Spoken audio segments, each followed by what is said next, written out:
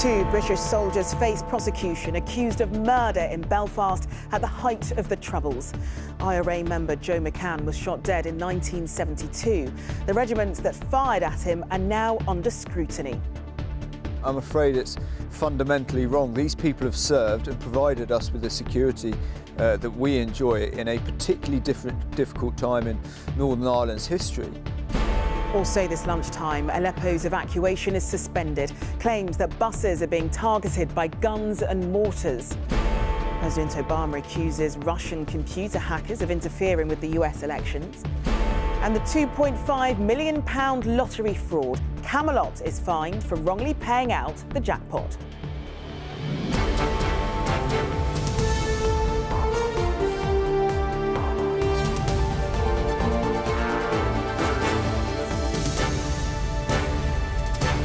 This is the ITV Lunchtime News with Charlene White.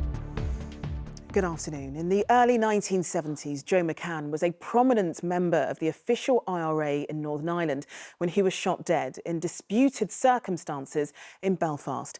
He was fired upon by a patrol from the British Parachute Regiment, and in the last hour, the Public Prosecution Service has said two surviving members of that patrol are to be prosecuted for murder. A third member has since died. Former soldiers say it's part of a witch hunt against those who served there. But with the investigations into other incidents during the Troubles ongoing, there may be more prosecutions to come. We'll be live in Belfast in just a moment. But first, Paul Brand has the latest. It is almost 45 years since they buried Joe McCann, but his death has never quite been laid to rest. And for the first time, two British soldiers will now be prosecuted, accused of his murder. The 24-year-old was a prominent member of the IRA, shot by an army patrol in Belfast. An investigation was carried out in the 70s and nobody charged. But today the Public Prosecution Service said, following a careful consideration of all the available evidence, it has been decided to prosecute two men for the offence of murder. The defendants in this case are surviving members of the army patrol which shot Mr McCann. A third member of the patrol, who also fired at Mr McCann, died in the intervening years. But there are concerns about revisiting the Troubles. Prosecutors are also looking at whether to press charges against soldiers involved in Bloody Sunday, when 13 people were shot dead. Northern Ireland's police service has denied it's looking at hundreds of other cases too, but some are wary of a witch hunt. I'm afraid it's fundamentally wrong. These people have served and provided us with the security that we enjoy in a particularly difficult time in Northern Ireland's history. And I just cannot feel that this is right. The soldiers in Joe McCann's case won't be named and are now in their 60s. It'll be up to a court to decide whether or not they're guilty of his murder. Paul Brand, ITV News. Well, Mark Mallett is in Belfast for us. Mark, why are these charges only being brought about now? Well, Charlene, let's look at the backdrop to all of this. The army were brought into Northern Ireland to try and restore law and order during a very bloody conflict. But soon they become part of the relentless and violent narrative that was Northern Ireland's Troubles. In 1972, when Joe McCann was killed, well, more people died that year than in any other year during the Troubles. Now, as Paul outlined in his report there, Joe McCann's murder was investigated, but no charges were brought. The real turning point came a few years ago when the Historical Inquiries Team, that was a specialist unit set up to investigate Northern Ireland's Troubles, decided to publish a review into the investigation. And now the Director of Public Prosecutions has said there is evidence, he believes, to bring formal charges against these two soldiers. OK, well, in terms of those charges, what's going to happen next in this process? Well, the two soldiers who live in England will be summoned to appear before a court in Northern Ireland. That could happen in February or March of next year. Now, getting to trial proper, well, that's a different matter altogether. The Ministry of Defence have just released a statement a few minutes ago saying that the overwhelming majority of those who served in Northern Ireland did so with great bravery and distinction, and they will have their full support. This comes at a time when there are claims by these security forces of a witch hunt here, with very little focus being on the terrorists. That is something that the police and the prosecutors deny. OK, Mark, thanks very much. The battle for Aleppo may have been won by Syria's government, but there was a setback today in the fight to get the people trapped in the besieged eastern half of the city out and to safety. The evacuation has been suspended after a ceasefire broke down just hours after it restarted. Convoys of buses have been turning back and returning to eastern Aleppo, and the UN is claiming thousands of people still need to get out. Rebecca Barry has the latest on an increasingly desperate humanitarian crisis. They're meant to be rescuing people from eastern Aleppo, but instead these Red Cross vehicles are fleeing too. The deal to evacuate tens of thousands of civilians from the besieged districts of the city now suspended, its future uncertain. Blasts were heard at this departure zone where convoys of buses had been carrying civilians and fighters out of the city. This video appears to show families forced to return to the streets of eastern Aleppo, waiting in the freezing conditions. 7-year-old Bana Al-Abed is one of those still trapped. Today her mother tweeted, "Share this message to the whole world. Aleppo's ceasefire broke. Civilians are in danger. I beg the world to do something now to get us out." The World Health Organization says there are still many women and children like them, desperate to escape. But overnight, some of the injured did manage to escape. Dozens of the wounded, mostly women and children, are now being treated here in southern Turkey. It's thought around 6,000 people have left the city since yesterday, but the UN says at least 50,000 are still trapped. The sign reads, "The revolution will continue as long as the hearts of the revolutionaries stay alive." This video appears to show evacuees arriving in the countryside surrounding Aleppo overnight. "We will return with God's permission," say these men. They may have left Aleppo, but the fight for Syria is far from over. These families are the lucky ones, safely in Turkey, but now homeless, with both sides blaming each other for the breakdown of the evacuation and the ceasefire. Many other families might not be so fortunate. Rebecca Barry, ITV News. Well, our correspondent Dan Rivers is in Aleppo for us and joins us now on the phone. Dan, can you tell us what's been happening there today? Well, we watched this sort of breakdown in the evacuation play out in front of us. First of all, we were told that there was some sort of disagreement with exactly the terms of what was going on. Essentially, what's happening is that civilians and rebel fighters are being allowed to leave that enclave in eastern Aleppo, and at the same time, pro-President Assad civilians are being allowed to leave 2 villages in Idlib province. Now, at some point, there was a disagreement about what was going on. We heard a couple of mortars landing. Everyone then panicked. The buses and vehicles very speedily left the area, and then a very tense sort of standoff ensued. And after a couple of hours, the last convoy that had managed to get out of East Aleppo was forced to turn around and drive back in. And we actually watched dumper trucks then blocking the road, parts of the road out of East Aleppo. So at the moment, there is this sort of uneasy situation where both sides are trying to sort of re-establish negotiations with each other, but no more convoys have moved at the moment. So in terms of those negotiations, I mean, what are the chances of getting those who are left there out safely? I think that this will resume again. I think this was always the risk, that there would be mistrust on both sides. I mean, these two sides have been involved in 4.5 years of the most bitter urban warfare, don't forget, and have seen horrific losses on both sides. So it was always likely that there may be some sort of problem, but I think this probably will resume. It's just a question of how long it takes. We understand that these convoys have been going in and out all night pretty much, so we haven't got an exact figure, but several thousand people have already been taken out, but many more remain inside, clearly concerned that they want to get out. The big question now is whether there is going to be a resumption in firing. At the moment, it's still calm. There are a couple of mortars, as I said, when this thing started to break down. At the moment, though, there is no further gunfire. OK, Dan, thanks very much for that. President Obama has launched an extraordinary attack on Russia, vowing to take action against what he said were attempts to undermine the integrity of last month's US election. He suggested Russian President Vladimir Putin was involved in a hacking campaign against the Democratic candidate Hillary Clinton, who was, of course, beaten by Donald Trump. Sangeeta Kandola reports. A triumphant Donald Trump, the next US president, victorious after a tight fight against his Democratic rival Hillary Clinton last month. But did he get here with the help of Russian hackers? President Obama thinks so, today telling a radio station action would be taken against the Kremlin. I think there is no doubt that when any foreign government tries to impact the integrity of our elections, that we need to take action, and we will, at a time and place of our own choosing. Some of it may be explicit and publicized, some of it may not be. But Mr. Putin is well aware of my feelings about this because I spoke to him directly about it.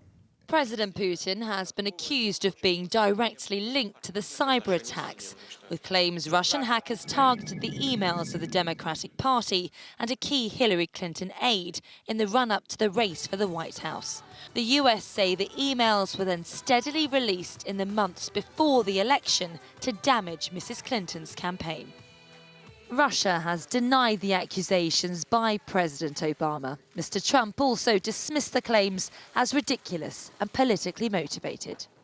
As yet, no public evidence has been revealed of Russia's alleged interference. But with just over a month before Obama hands over the reins to the waiting President Trump, it's not clear what action the US intends to take. Sangeeta Kandola, ITV News. A 101-year-old man is facing a possible jail sentence after being convicted of historical child sex offences. Ralph Clark, thought to be the oldest defendant ever to stand trial in a British court, was convicted of 21 charges relating to two young girls in the 1970s and 80s. Camelot, the company that runs the National Lottery, has been fined £3 million for paying out on a suspected fraudulent ticket. It had apparently been deliberately damaged. The fine was handed out by the Gambling Commission for a £2.5 million payment made in 2009. Well, Andy Duncan, who's Camelot's chief executive, joins me now from our Westminster studio. Thanks so much for talking to us this lunchtime. Well, this happened 9 years ago, so 6 years ago even. So how is this suddenly coming to light? Well, as you say, the actual alleged incident was over 7 years ago now. And I did want to stress right up front, actually, it's a unique one-off incident if it happened and couldn't happen today. And it was nothing to do with the main National Lottery draws. What it was to do with was a damaged ticket that was submitted as a prize claim. We have a process for stolen, lost and damaged tickets. And based on the evidence that was available at that time, I think a reasonable decision was taken by the people at the time to pay that prize out. We want to pay players for their prizes. But evidence subsequently came to light just over a year ago in 2015 that cast doubt on that original decision. So what is it that first caused the doubt? I mean, this was obviously quite a long time ago. So why was it that you decided to suddenly revisit this case? Well, basically, at the time, the process that was in place was followed and the prize was paid out. We've subsequently changed those processes, by the way, such that a similar prize claim now wouldn't be paid out. But the reason for that was it was in October 2015, some new information came to our attention. We raised that with the police, we raised that with the Gambling Commission. But that's why I was asking, what was that information exactly? I can't go into details because it's subject to potential criminal investigation. The police have looked into this and at this stage haven't prosecuted because they need to have a beyond reasonable doubt evidence threshold. The Gambling Commission have decided on a balance of probabilities this could well have happened, and we've accepted that we can't prove it didn't, and therefore we've changed those processes. It couldn't happen today, but the actual detail itself I can't go into because it's subject to criminal investigation. So you wouldn't be able to confirm or deny if it was a member of staff of Camelot that was actually involved in this? I'm not able to confirm or deny any speculation about the nature of it. What I can confirm is it did only relate to this damaged ticket process. There is, I think, a chance it was deliberately damaged. And obviously, what that meant was money that would otherwise have gone to good causes at that time, because this would otherwise have been an unclaimed prize, so no player missed out. That money now will go to good causes, so good causes hasn't lost out. And we've paid that money out of our Camelot money, not out of National Lottery money. All right. Well, Andy Duncan, thank you so much for joining us. Thank you. Still to come, the winter crisis beginning to bite in our hospitals. And 100 years of the Scouts, how the movement is keeping up with the times.